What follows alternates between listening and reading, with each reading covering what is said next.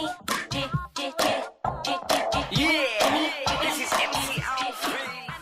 to the Jimmy Star Show with Ron Russell, one of the most iconic and legendary fashion designers on the planet. She's a wonderful person. We met her at her Oscar Gala this year, which is one of the best Oscar parties that everybody wanted to attend. The fabulously wonderful Sue Wong. Hello and welcome to the show.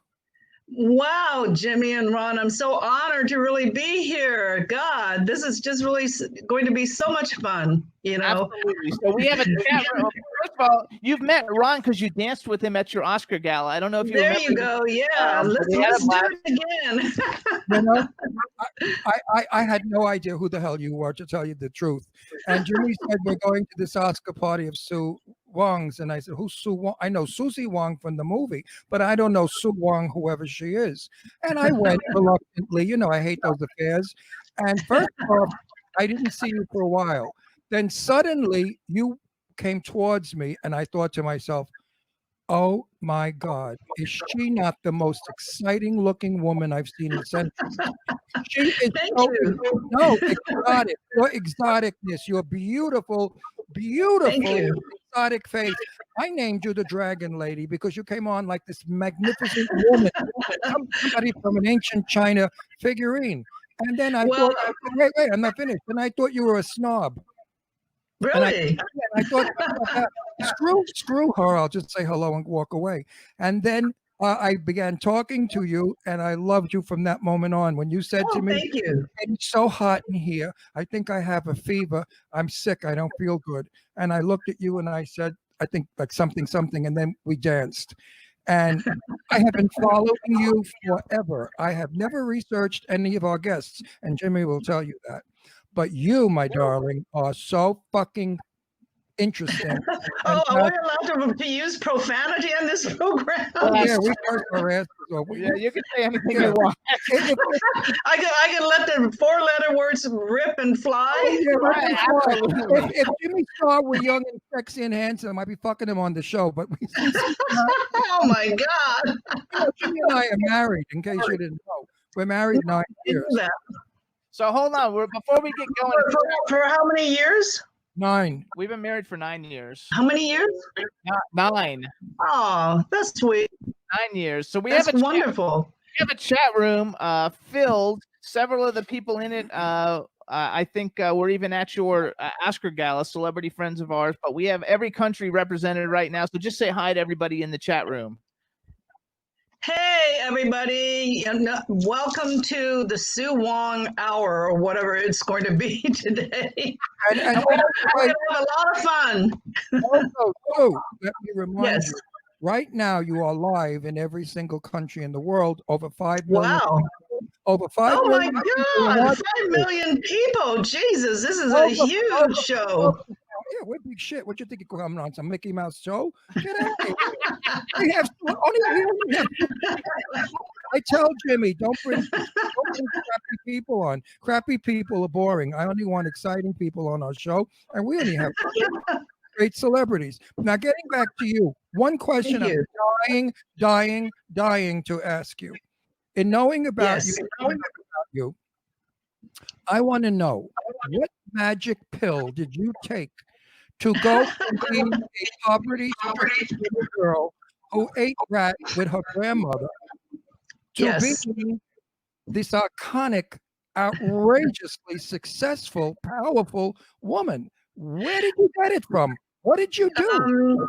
I think I was really born with this DNA memory. You know, I'm an ancient soul, and you know, it's just really in my bones. It's in my blood. It's in my karma, if you want to call it that.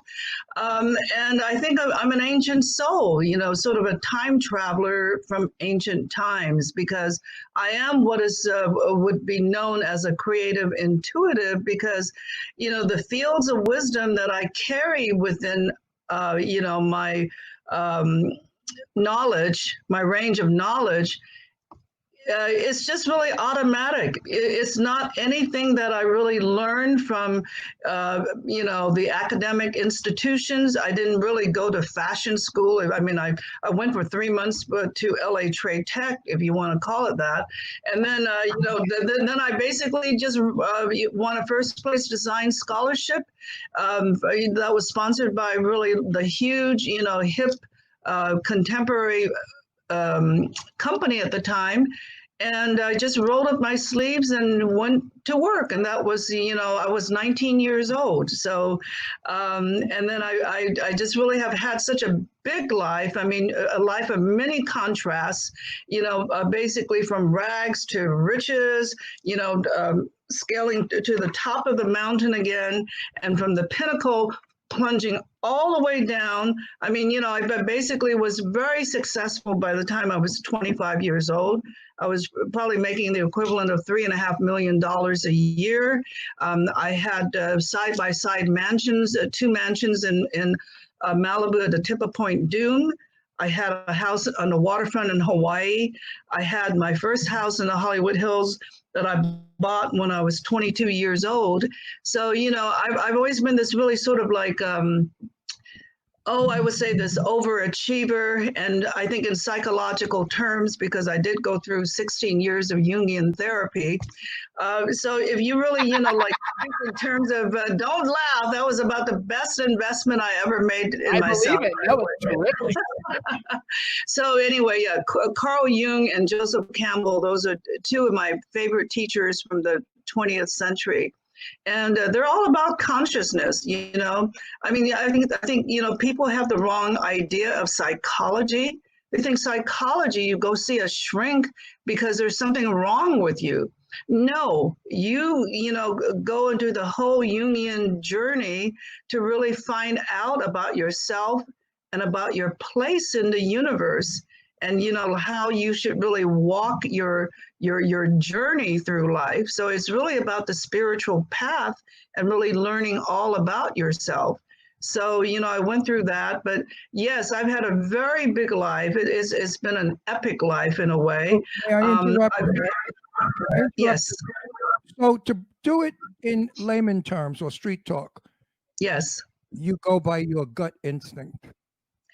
Well, I'm going to really zoom into myself for a little bit. Yes, You can't see. Oh, thank you. You can't see because the light is blown out. But I actually have this, physical third eye right here, right in the middle of my forehead. And a Buddhist monk once said to me, you can see it? Okay. Yeah. So a Buddhist monk once told me that, like if I had really this psychic eye directly in the middle of my forehead, I would really have been like a bodhisattva or a Kuan Yin. But since it's slightly off center, I still have a lot of shit to do in this lifetime. Well, I'm not quite there yet, I firmly believe that we are descendants of ancient aliens. I firmly believe that they came to this planet when we were not quite so human. And I believe that the aliens were Asian, because most of the aliens, if you look at them, they're tiny, they're slight. They don't look Asian, but there's a possibility. I swear that you could be a descendant of a great Asian lord who brought to us the knowledge that we have today. Because your culture in China, which I'm totally interested in, and I got news for you. If I had to redo my house, I'd either do it in Chinese or in Egyptian, because I love both those looks. And your home, by the way, I saw pictures of, I was dropping dead all over the place. I mean, Thank you. Oh, your home, absolutely. I could move in tomorrow, put on black silk pajamas, and I'm happy. Which home are you talking about, though, Ron? Because I have 3 of them. The Cedars. Okay, so I have 3, houses, and they represent, 3 different paradigms, which is I call it body, mind, and spirit. So the Cedars, which is this really glorious historical Hollywood home that was really created in the 1920s by this visionary artist by the name of Maurice Tournier, who came here from France, in the early 20s, He also worked for MGM as a screenwriter and a movie director. And he was the one who created or he directed the original black and white silent version of Last of the Mohicans, So he created this incredible palace. I mean, that's the only way to really describe the Cedars. You decorated it. And my favorite room in the whole house is the red room. I love the exotic Jimi Hendrix room, the Moroccan room. Is that the one you're talking about? Yes, it's absolutely. Or there's another one that's also red. It's the original master, and that's called the Rococo room. So I think it's the Rococo. This one had all the panel doors, the beautiful woodwork doors. Yes, well, they both do, but one is the Moroccan room, which is very much in the exotic manner, and that's the Jimi Hendrix suite. And I decided to do that in period 1920s Moroccan, which was also a signature style of the 1920s, as a homage to both Jimi Hendrix, who lived there, and also to my own sort of bohemian past, because I was really a flower child, artistic bohemian living on Venice Beach, like eons ago when, that whole movement was there. And that's why I really got my start too, in a way. I mean, after I worked, I did this stint for Arpegia, I decided I wanted to be an independent and I really didn't want a 9-to-5 job. So I started my own one-of-a-kind boutique stores where I really designed one-of-a-kind originals. And then they were really hung, suspended, from the ceiling to really create this sort of installation art style. So, I did that for a while. And then I had another shop called Sphinx on La Cienega Boulevard in West Hollywood. And this was the, special period of these very highly eclectic and individualistic, but beautiful boutique stores. I mean, I was one of the very few people, early people into antique clothing, which I used to buy by the pound, and it was $3 a pound, if you guys can imagine that, way back when. And, for $3 a pound, we got these fabulous, things from the 1920s, 1930s, 1940s. And so I would extract all the beautiful elements like, the jet beading or the appliques or the soutache. And and of course, all of these elements and embellishments later on became my signature style, which were really made out of made from mainland China, where they still have all the beautiful handwork. So let me take you there. Yeah. I have been to many fashion shows. I'm a New Yorker, okay, and I've been in the business 58 years. I'm 80 years old, so I've seen a lot of stuff in my day. I have been to many fashion shows. I thought yours would be another ball like the rest of them. Suddenly out came 6 foot 2 pound women, skinny as can be, as gorgeous as could be, wearing every single bangle, bead, gorgeous white off-white feathers. Feathers. It was better than any drag show I ever saw. It was fabulous. And I heard Jimmy used to design costumes too. So did you enjoy the show, Jimmy? The shirt we're wearing right now, we're wearing in honor of you. These are cool shirts. See, I have Oriental. Wow, I love them. So we did this in honor of you. These were Jimmy Star shirts from many years ago. Are they the Eisenhower era? Getting back to your girls, the models didn't quit. They kept coming and changing and coming. All 1920 Art Deco, up to date. I don't know what the hell period it was, but it was drop dead. The clothes, the design, the women. And you know what I kept saying to myself? But what about the fat broads in this world? They can't wear that. So why did Hey, honey, I have dressed women of every ethnicity, of every shape, size, and height. And you know what? They're all goddesses, because when a woman puts on a Sue Wong beauty magic and transformation happens. That's my slogan, by the way, you know. And in my work on a philosophical level, I basically, you know, like honor the goddess element in every single woman. In other words, you know, I really honor her femininity, you know, her eternal feminine divine, and I connect each woman with that. And when she puts on a Sue Wong, she's magically transformed into her own goddess. So I really honor that goddess element in all women, you know, basically throughout my whole career. And that's why I'm very popular with the ladies, you know, who wear my clothes. And I'm popular with their husbands, boyfriends, lovers, whatever, because they love seeing their ladies all done up in my clothes. Okay, Sue, Yes. how are you priced? Where do you go from where to where on your pricing? Well, I mean, you know, I've been semi-retired from fashion for about 3 years because I did it basically for decades, you know, and it was really a great profession for me. I mean, I could have really done as well in any of the visual arts, you know, but, you know, I saw the future of retail where it was going. And I just really decided, and I really had worked my butt off, you know, basically over the decades. And, you know, like in basically, I think it was like 50 years of a 50-year career. I only sat out 3 seasons in my entire life. Now, let me tell you what a season consists of. Every year, we come up with 5 different collections. So can you imagine, you know, 50 times 5, you know, what is the math on that? That's many, many seasons. So out of that, okay, it's more than 150. But anyway, I sat out only 3 of those seasons in my entire career. Can you believe that? You know, amazing. So I just really decided, okay, you know, fashion is really no longer a creative challenge to me because I'm really one of those creative, you know, multi-dimensional creative intuitives that really can do so many different things. For instance, wait. So we're not going to find your clothes in Marshalls. Never. No, for $9.99. We're not going to get a Sue Wong dress for $14.95.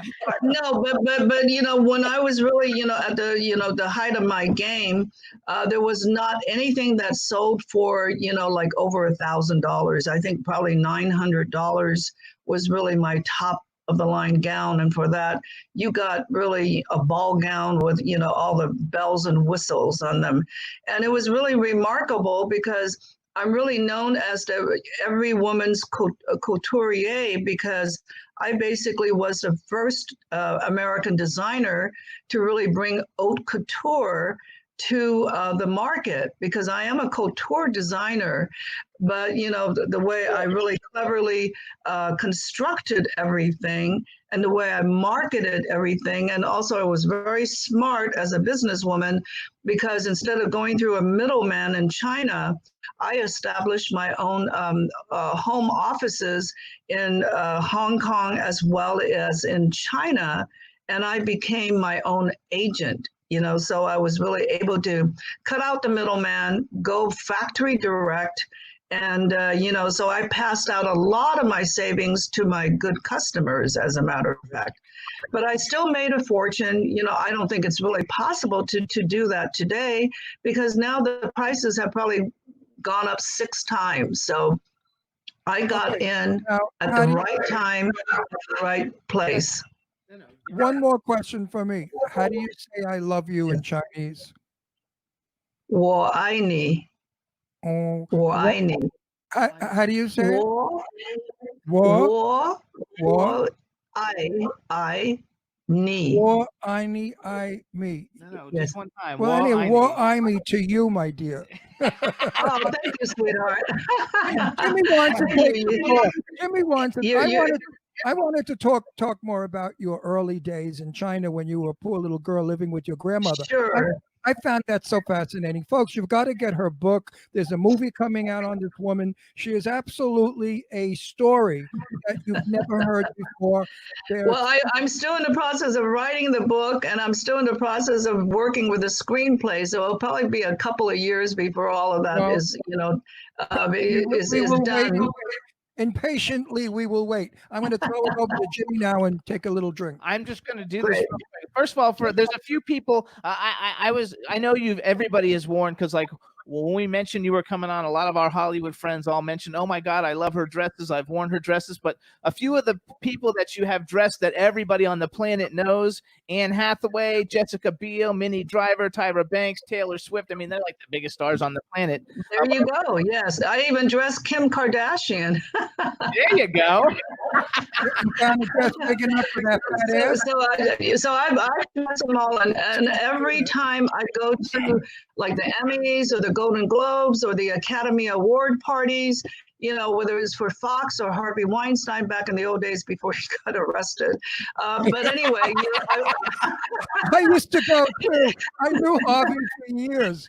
But anyway, I would go to these Oscar parties or Golden Globe parties, and I would see reams of people wearing my stuff. And some of them, might have been like 2 or 3 or 4 years old, but it's really like, going there and really be greeting one of your old friends, and then I would really freak them out. I would really go up to the wearer and I said, oh, by the way, I really love your dress, and then they said, oh, thank you very much. And then I would say, well, by the way, I'm the designer. What? Right. You're Sue Wong? Right. I love it. So then I know, so you guys, I want to go back to the Cedars for a minute, but yes, Sue is launching a new company, Sue Wong Signature Designer Homes and Hotels. And the Cedars is one of her houses, you guys. It was built in the 1920s. It's a historical Hollywood palazzo. In the 60s, it was a famed rock palace.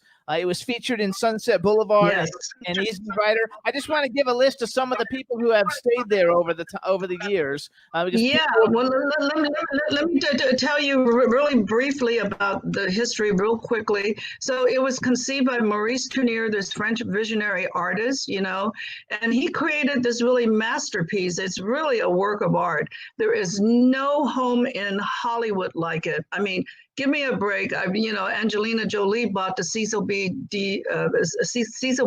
DeMille mansion, rather, over in Laughlin Park, which is only about 5 minutes away from here.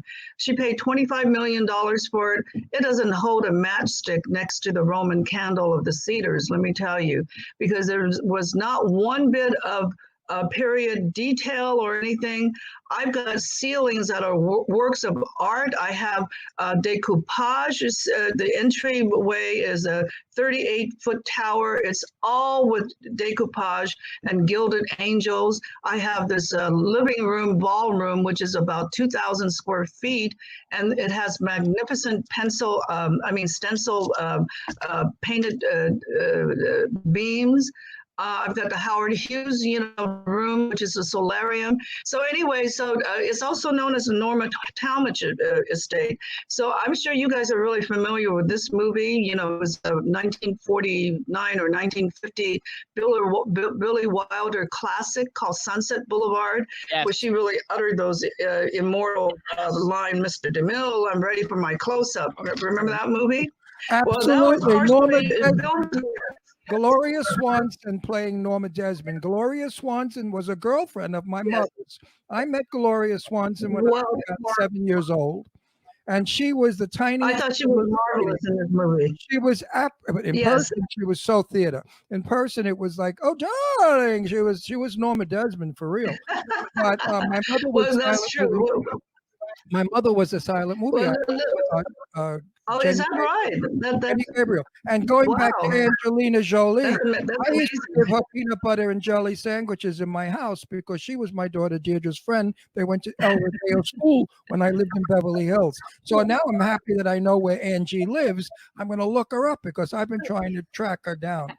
So now you think your house is better than ours? She lives a stone's throw away from the Cedars. So, So anyway, it's also known as the Norma Talmadge estate, and Norma Talmadge was married to Joe Schenck, who who founded, her husband Joe Schenck founded 20th Century Fox Studios. So they would entertain their best friends, Charlie Chaplin, Mary Pickford, and Douglas Fairbanks, in the Cedars. And then they went on to really form United Artists Pictures together. So, that was a really, quite a, coterie of friends there. And then after them, in comes Errol Flynn. And then in the early 30s, it became the home of Howard Hughes. So can you imagine Howard Hughes lived here? And then so he had this beautiful grand piano delivered. And the guy who delivered it was none other than a struggling young opera singer by the name of Mario Lanza. And then after that, it was Bela Lugosi, so he lived here at the height of his Count Dracula fame. And then decades later, Johnny Depp would live here because he was trying to vibe in on Bela Lugosi when he was doing that movie Ed Wood with Tim Burton. So Johnny Depp lived here for about a year, and I still get his, fan mail from all over the world, from Croatia, from South America, from Brazil, from the UK. It's just really amazing. And then in the 60s, it became this iconic rock palace. So let me tell you, these were no ordinary rockers who lived here. They were rock gods. They were iconic rock gods. So you had the likes of Jimi Hendrix. Remember that group called Love, in the 60s, LOVE, with Arthur Lee? So Arthur Lee lived here, and he brought in his best friend, Jimi Hendrix. So that's how come Jimi Hendrix got to live here. But before that, even the Rolling Stones lived here with Brian Jones. And then Jim Morrison lived here. And Janis Joplin used to this was her favorite place to really come and party, And then you had Bob Dylan was living here, Van Morrison was living here, Lou Reed and the Velvet Underground lived here. And you're going to appreciate this, Ron, because Eddie Warhol, who was a New Yorker, he was tied into the, Velvet Underground, and he was really good friends with Lou Reed. So when he would come to LA, he would stay here at the Cedars. So, and then they made another iconic. Wait, if I'm not mistaken, with this house, because you said Errol Flynn owned it, I've been in that house about 30 years ago. My friend Greta owned it. Did you know Greta, who owned that house? No, I don't. Not Greta Garbo. No. Greta was a heavy-set German woman. I won't use her last name. She may not like it. But she had a couple of artisans from Italy come in at the time to do a lot of work on it. And it was Errol Flynn's house. The story she told me was in the swimming pool dressing room, above the dressing room, there was a little glory hole where Errol Flynn would go. And Sophia Loren was in there changing her bathing suit, smelling her underarms. And that's in a book somewhere. So it's your house.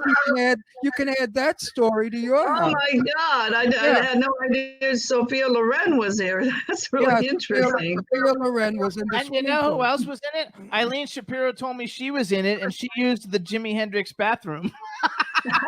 Right. Well, I actually had to, paranormal, workers who came through here. We filmed another, pilot for this paranormal series called Haunted Hollywood, and they actually brought in paranormal experts.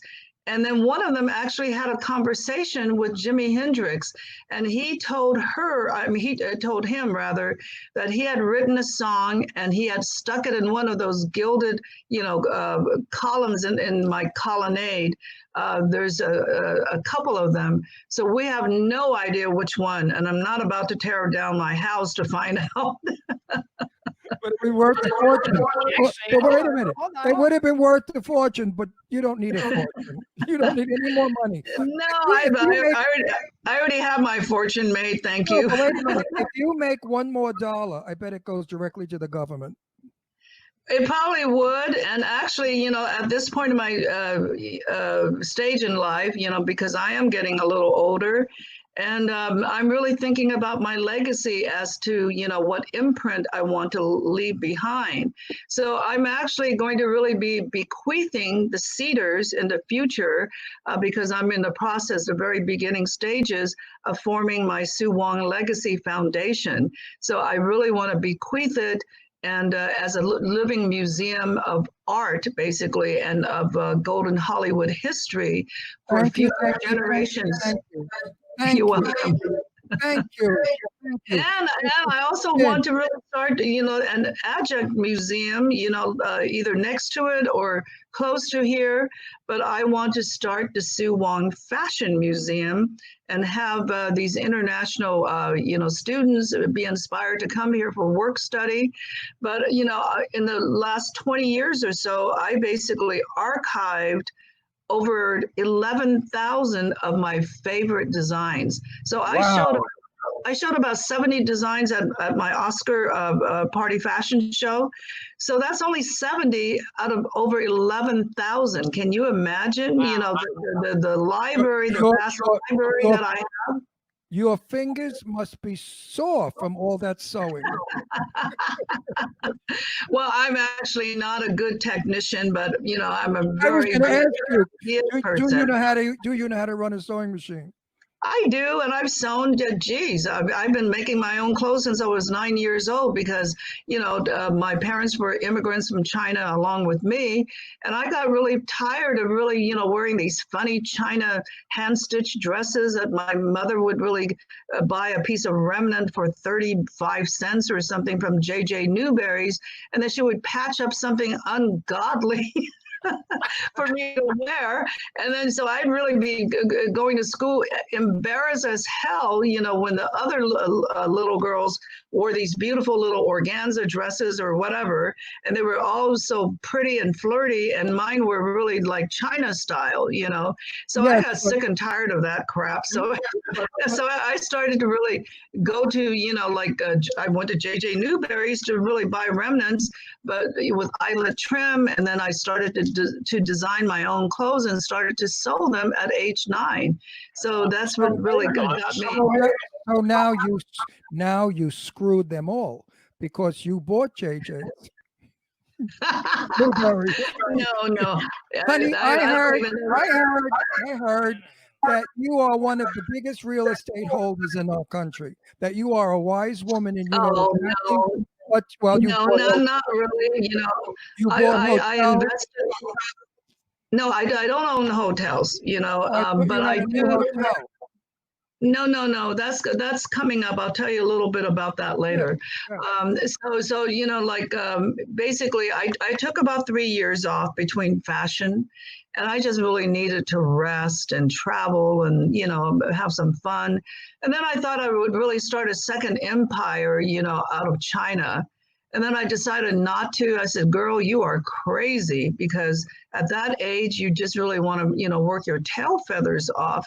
And I decided, no, I don't really need the approval from my dark father anymore, because don't forget, I'm such a driven human being.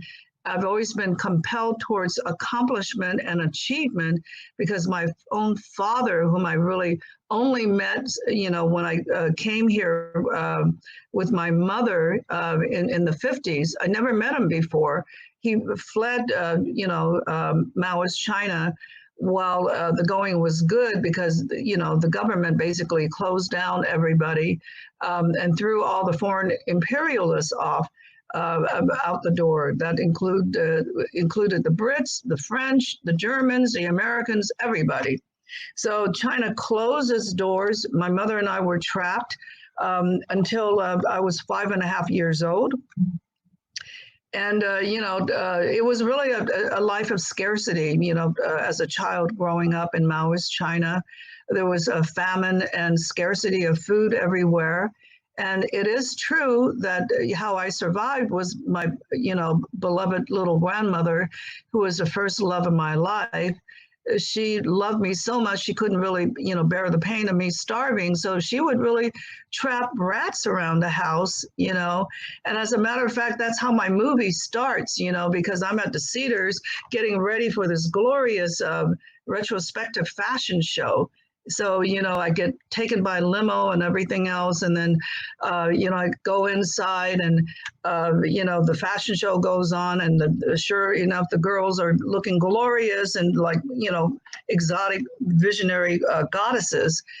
And then all of a sudden, I come and walk the plank. I call it walking the plank. I walk in the middle of the, to take the bow. And just as I'm ready to really take the bow in front of a sea of press and flashing bulbs and photographers and everything, I see this rat, darting in the corner, darting across the room in front of, celebrities and, honorary guests and everything else.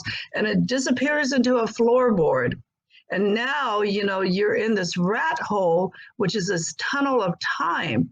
So, you're following the rat in this, rat tunnel, and it's racing and racing and racing, and suddenly you hear California English, you hear Spanish, and then you go, a long ways, and all of a sudden you hear German and French and Mandarin, Chinese, and finally you hear Cantonese, because my people are from the South and we're Cantonese. And then the rat, there's an opening in the tunnel in the distance, and it's all light.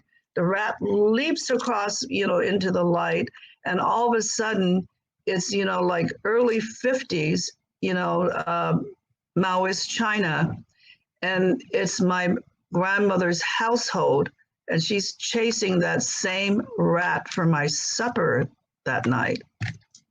Do you like that? That's how my movie starts. Can you imagine?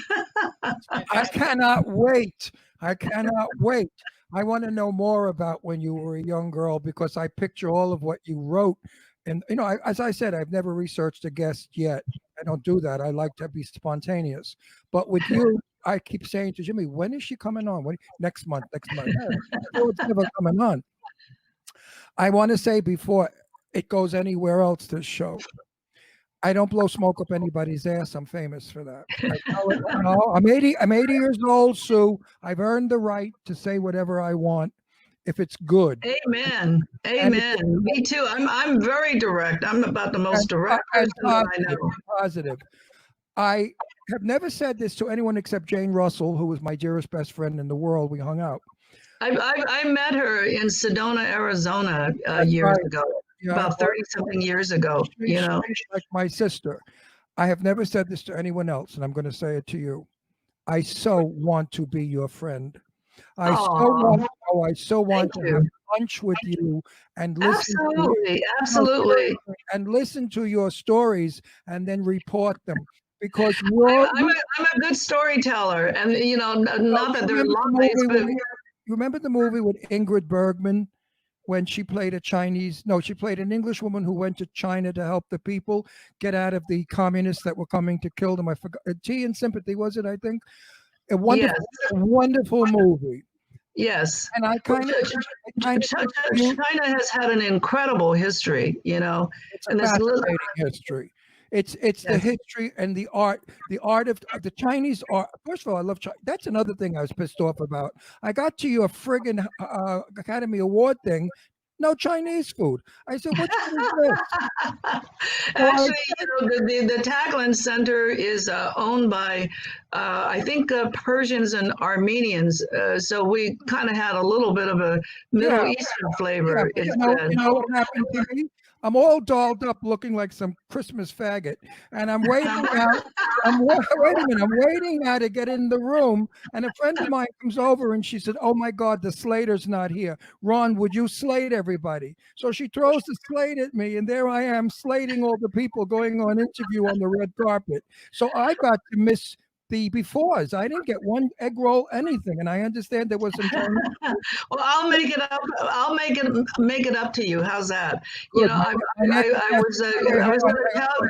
Yes. My next question: do you cook? I do. And I'm not a bad chef, and it's all intuitive again. I don't follow recipes. I just really throw things together. I'm actually, somewhat of a legendary hostess in this town of Hollywood. I throw these legendary parties, and everybody and his brother really wants to really come here. They've crashed my parties galore. They have even sold tickets to my New Year's Eve party for $350 a piece. Are you ready for that? No, Sue, invite Jimmy and I will cover all your parties, and we'll cover them the best. We don't use any nasty. Thank you. Well, there is going to be one coming up. So I was going to say, so I'm using the Cedars as my inspiration, but the Cedars really sits in the Hollywood Hills East, which is an enclave by the name of Los Feliz, if you're familiar with LA. I know it very well. I know it very well. And this is where all the movie stars, Bogart and Bacall and Cecil B. DeMille, Charlie Chaplin. I mean, Gary Cooper, all of them lived here. And of the filmmakers. So anyway, I bought this 1928 hacienda. And I'm going to really be, not going to be, I'm right in the throes of it. I'm in the middle of it. I've owned this house for 2.5 weeks, and you ought to see, my cohort, Freya Pruitt. We've done all kinds of things to it already. I'm redesigning the period wrought iron, and stained glass, leaded glass, Spanish tiles, the Talavera tiles. I mean, it's going to be sensational. So when that is finished, I'm going to have a little housewarming party for the press. Which you can help me with, because this time, aside from the fashion press, we can also have really the home press, the interior design press. Right. So I'm designing the gardens. I'm putting in an incredible cactus garden, and then I'm doing this whole California lifestyle outdoor kitchen and entertainment gazebo, with the water feature, meandering from the cactus garden. It's going to be incredible. So we're definitely going to have a party for that. Absolutely. But meanwhile, you didn't even know it. But I was invited to your birthday party in Malibu that they canceled because of the virus. I know. What's going on with the 25th year birthday party? You're 25, right? Well, they just moved the Oscars to, I believe, April 25th because of all this craziness that's really going on in America right now. Personally, I'm really sick and tired of all the politics, the violence, the destruction. Absolutely. All of that stuff. I want my country back. I'm still a American citizen. Good girl. Good for you. So, I'm not a Democrat. I'm not a Republican. Neither am I. I'm an American. I'm an American. I'm a naturalized citizen, but I grew up here. Basically, I'm essentially an American. But, I do, I did come from a very traditional Chinese upbringing. So I have that part of me. So I'm old world and new world, but I'm essentially American. And, it sort of really breaks my heart what's really going on in this country right now, because you have these, factions that have been created. And, it's all about separatism and divide. And I mean, we as a people, as the American people, we should really stand in unity, and we shouldn't really make the spectacle of ourselves.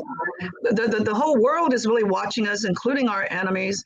And do we want to give them that satisfaction? Come on, everybody, we need to really stand together. I'm an Italian American. My father was born in Italy, my mother American. I was born in America. But I have many, many relatives still in Genoa, Italy, and Venice. Yes. We speak often. And they said to me, "Oh my God, Ron, che vergogna." Vergogna in Italian is embarrassment.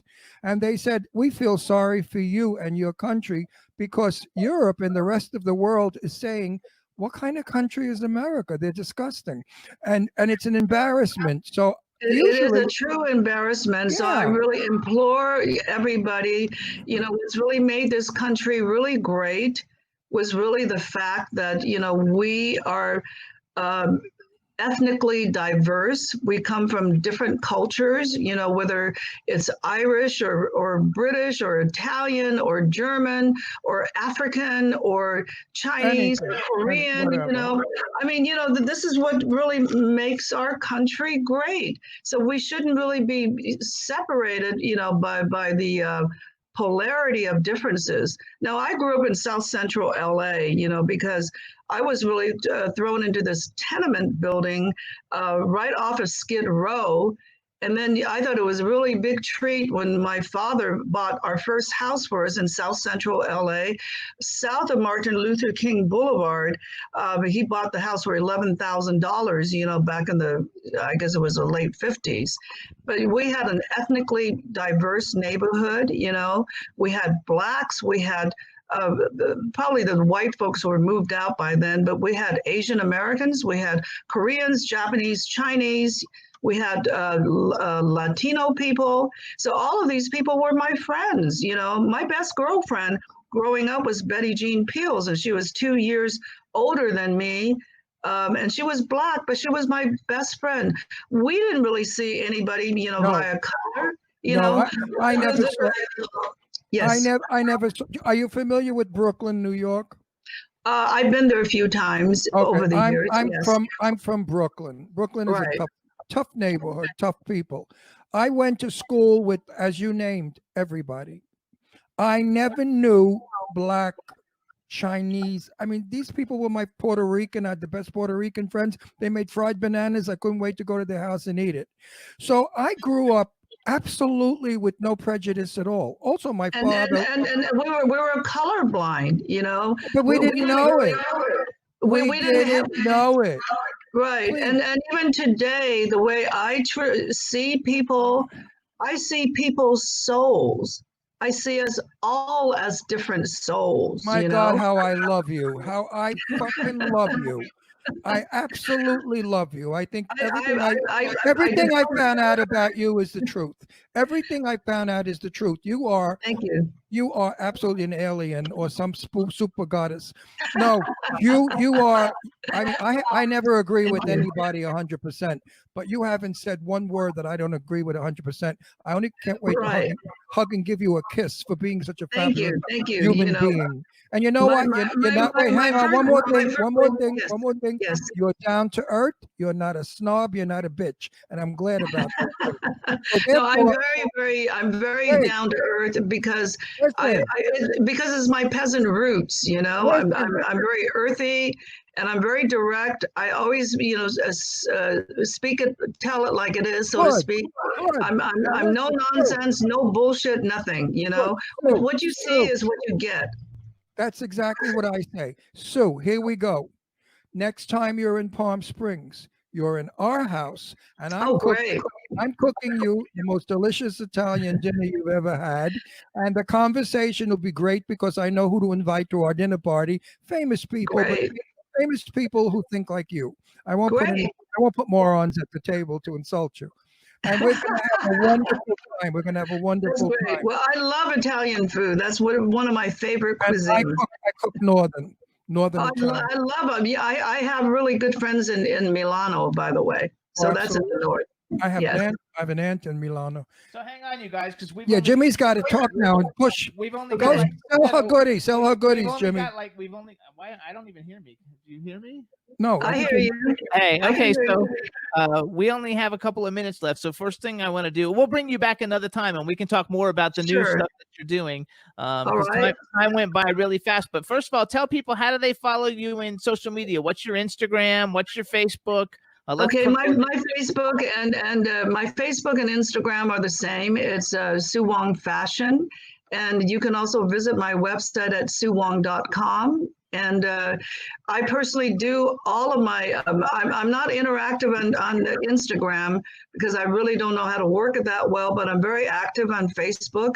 And I basically, you know, on Facebook, I have what I call the Sue Wong Magazine Daily, because I post on fashion, on beauty, on architecture, on literature, on cinema, you know, on anything that really floats my boat. So, you know, everything positive, everything cultural, I have spirituality in there. I think I was one of the very first people about 10 years ago to really add wisdom quotes to these beautiful, glorious images. You'll find nothing but beauty in those and wisdom in what I have to say.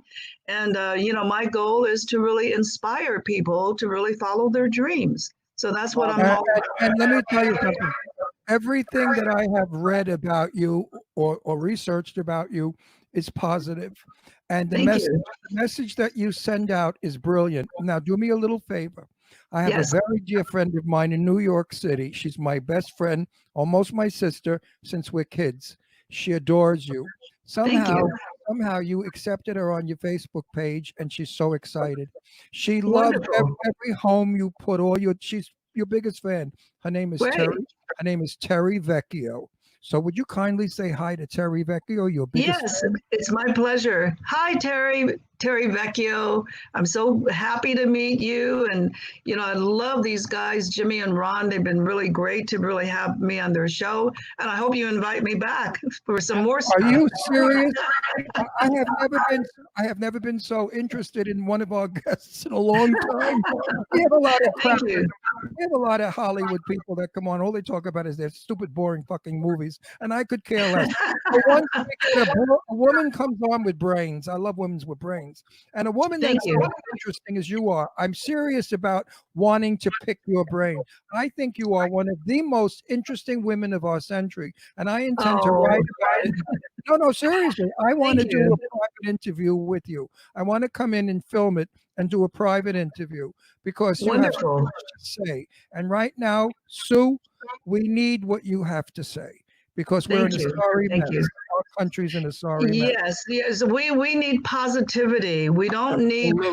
We need people who really uplift civilization and culture, not tearing it down. There's too much negativity. I feel like our country is moving through some sort of dark spell or a dark star, and we need to lift ourselves out of there and just really get out of all this hatred and anger and venom, and we need to get to a positive place because you can't fight hatred or bigotry with more hatred or fire with fire. You really have to get to a place where you bring love and peace and positivity, and that's the only way you can really lift the vibrational level of humanity. Now I think you're going to agree with what I'm going to say. Yes. Hate only destroys the hater. That's quite true, because people destroy the other people. Yes, absolutely. Everything serves as a boomerang and comes right back, and that poison arrow is redirected like a boomerang, boom, right back at you. So, what good does that do? We have to go. Yeah, we have to. Okay. So, Sue, we want to thank you so much. I don't know what happened to my microphone. We want to thank you so much for coming on. Thanks, Freya, for setting it all up. Good luck with everything going with the Sue Wong Signature Homes. We'll have you back and go back to work and have fun. Okay, thank you, what a Jimmy. What a pleasure it is in knowing you. A great pleasure in knowing you. Here's a Thank kiss you. for you. You want to marry me? Well, I told you my first boyfriend that I fell in love with was gay. No, we're off the air. You want me to tell you the story real quickly? We're not off the air. We have another guest coming. Okay, then I'll save it for some other time, okay? Good. Love you, Sue. Bye-bye. Okay, love you. Bye-bye, sweetheart. She is absolutely fabulous. What a fabulous guest.